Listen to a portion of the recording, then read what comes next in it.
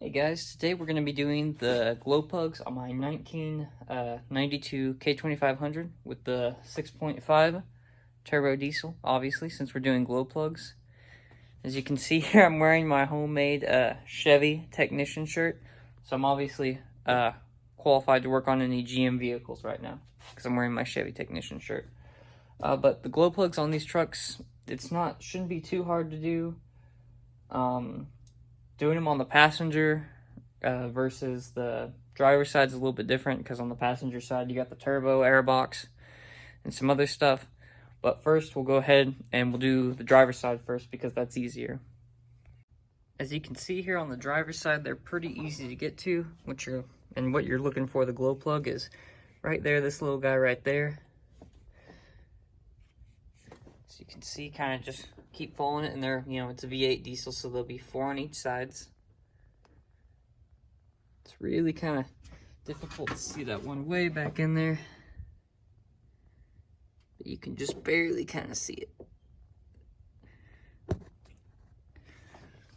And kind of explain why I'm doing this. My truck isn't starting, and when it wasn't starting, I plugged in the block heater and let it sit for a while, and then it started up the next day once it had warmed up on the block heater for a while. So that tells me it's the glow plugs. They're not working properly because on a diesel, if your glow plugs don't work, they won't heat up the fuel in the cylinder, and then it won't fire over. And I think they were kind of on their way out, so I don't think it's the relay. I think it's just the glow plugs, because these are probably like the glow plugs that came in the truck from the factory line, or when it was assembled on the factory line. So definitely probably time to replace them. So go ahead and jump into first I'll show you the ratchet you're gonna need. Here, the socket. So this socket is 3/8. I went ahead and checked on the new glow plugs, and that's what it fits, so that's what the old size should be. And I went ahead and I got me some nice AC Delco, so I know they'd work and be good for the truck. But we'll go ahead and jump into the repair. And I just wanted to go ahead and add, before I actually started messing with the glow plugs, I went ahead and disconnected both batteries, which it's not even necessary to do on this one, but I'm gonna have to pull that battery out when we do the passenger side. So I just went ahead and did that. When you're doing electrical stuff, it's never a bad idea to, but not necessary, just doing it, letting y'all know. So now we're actually gonna get into doing the glow plugs on the driver's side here.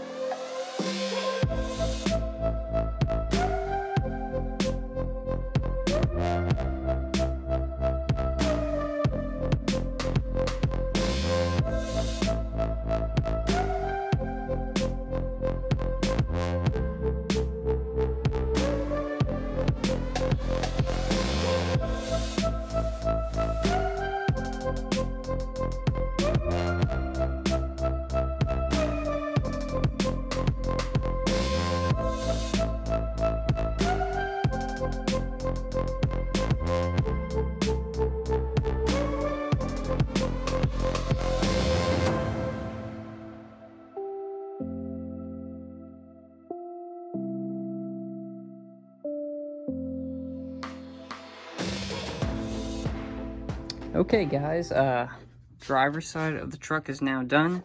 Just in case you guys couldn't see where all they were, I just wanted to point that out again real quick. See, we got one right there, right there, right there, and one way back there. You can kind of just follow the lines coming off of this guy right here. And one of these in the front, I put it back on and it was kind of loose. So I went and I took a little screwdriver and just kind of bent gently, pried up on there. It did, when I pushed up and I put it back on, it felt like the clip held on much better then. And also, I went ahead and hit with those little ends there with some electrical cleaner as well. And I went ahead and torqued those to 124 inch-pounds, which is just kind of just snugging them up. It doesn't take a lot to put them on, snug them up, as I kind of just snugged them up with a little ratchet and then checked them with my little torque wrench. And, you know, these are little bolts or little threads and stuff.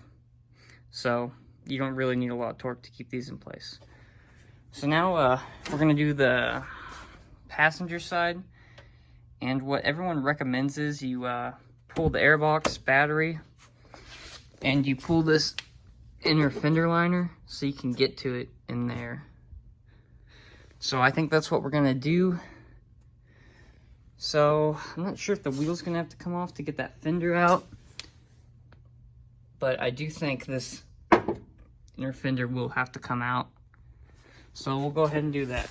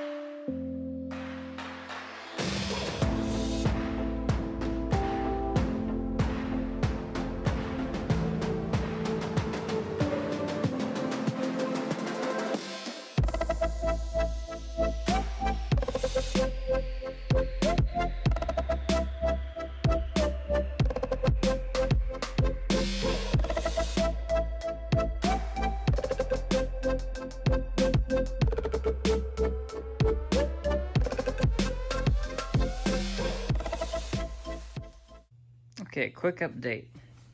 I went ahead and removed the battery box, or I guess the little battery tray under the battery, not battery box. I meant my air box. And then I went ahead and took off the tire and this whole inner fender liner. And I guess the next thing that will have to come off is this, like, exhaust piping here. I'm thinking if I just loosen it up there, it'll give me enough wiggle room to, like, push it back or do something. Because I don't want to connect it down there because I'm pretty sure there'll be like some kind of seal down there. One of those, whatever it is. So hopefully I can just undo this and it'll give me enough wiggle room to get back there. And I'll go ahead and show you where the glow plugs are on this side. So the first one's right kind of above the shock right there. Other one's in this hole. There's another one, that hole up there. And then there's one back in there. Right in the middle there.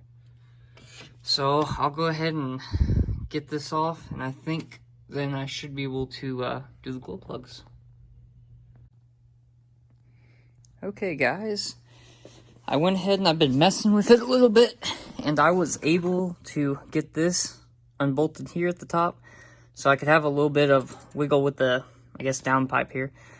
And I didn't actually have to take it all the way off. Like, I didn't have to take it off there. I just took it off right there.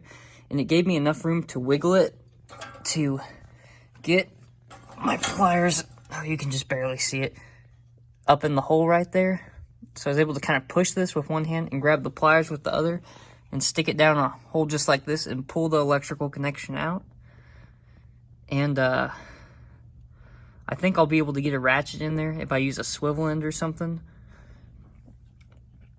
But I didn't want to take the exhaust off down there because I bet you anything it's got one of those exhaust bushings, or the little crimps that go in between the exhaust pipes, which, from my understanding, those things are kind of a one-time use steel. Once you take it apart, especially in an old truck like this, you have to get a new exhaust crimp or bushing or whatever they're called. This one didn't really seem to have one. It just has this kind of like bolted on ring that kind of keeps everything sealed. So I don't think I'm going to have any problems with this thing, as long as I just tighten it back up like it was. But yeah, the process is now the same on the other side. Now that you're able to get that out, it'll just be a little bit harder to get around this one. But like I said, with a swivel and ratchet and being able to kind of wiggle this around, it shouldn't be too bad to get in and out. So I just want to show you guys this trick and save you from having to make another run to the parts store.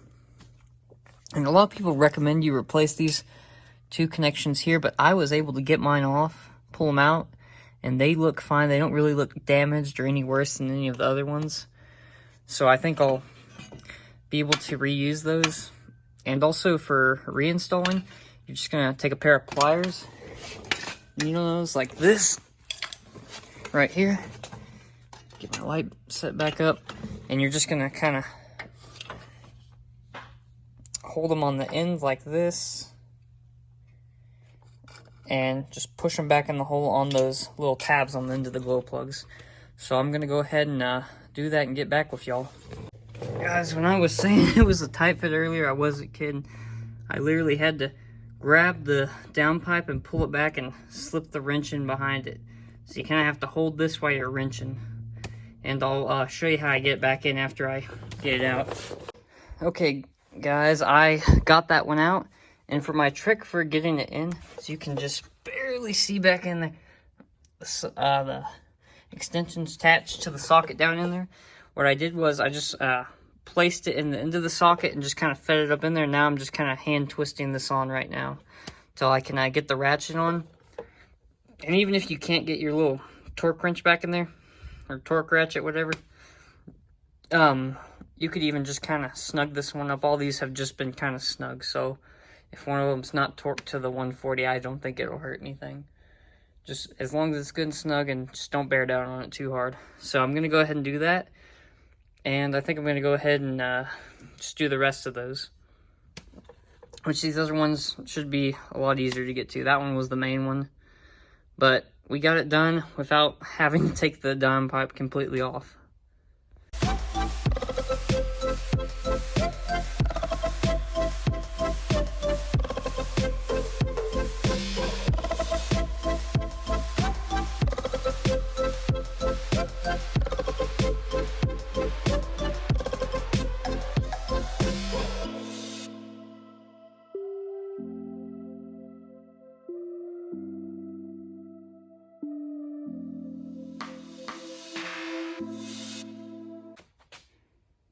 Okay guys, I just want to give one more explanation because that was extremely difficult to get it up back in there. What I had to do was I had to get the screwdriver. Get where you can see this one. For example, here's kind of what I did on that other side. I put the screwdriver down in there so it was on the tip of the screwdriver, and I looked down the hole to see the orientation of the plug. Little clip down in, like you can see. That's at a bit of an angle there. So I went and I stuck my screwdriver in there and made this clip match the angle, and I was able to kind of look down from underneath the thing right here and shove it back on. So if you want to, it definitely is easier if you remove the downpipe, but if you want to save time, or not to save time, this was kind of difficult, but if you don't want to have to take the downpipe off and get the new exhaust bushings and stuff, you can't do it this way without taking the downpipe off. So I just thought I'd show you that real quick one more time, because that was pretty tricky.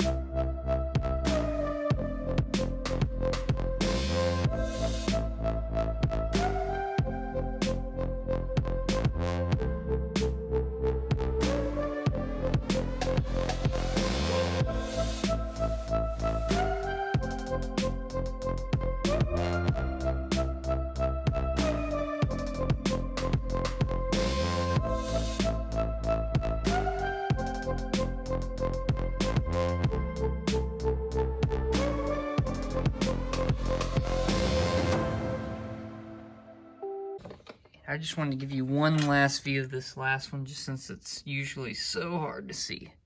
Figured you could see it with the ratchet.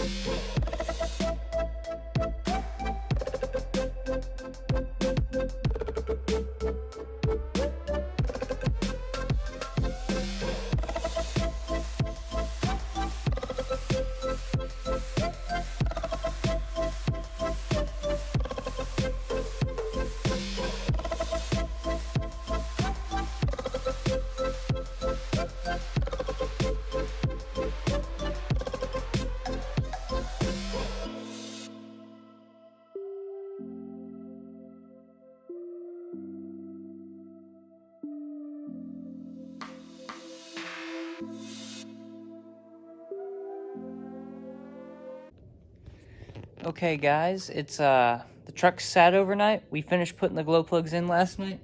So now for the true test is to see if it starts. I went ahead and started it up right now, but we're gonna test it again. So if it starts up, that should tell me the issue was the glow plugs and that it's now fixed.